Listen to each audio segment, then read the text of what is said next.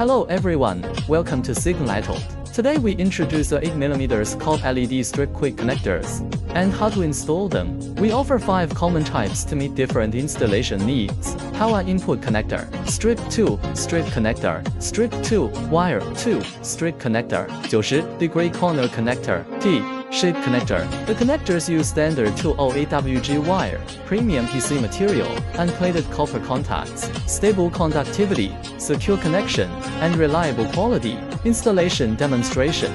First, the power input connector. Cut the strip at the marked cutting point. Insert the strip into the connector slot.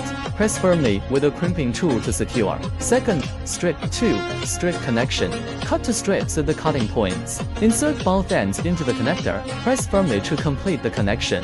Third, strip with extension wire connection.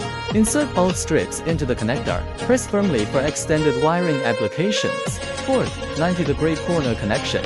Cut the strip at the corner position. Insert into the corner connector and press firmly. The right angle installation is complete. Fifth, T-shape connection. Insert 3 strips into the connector. Press firmly and close the back cover. Complete the 3-way branch connection.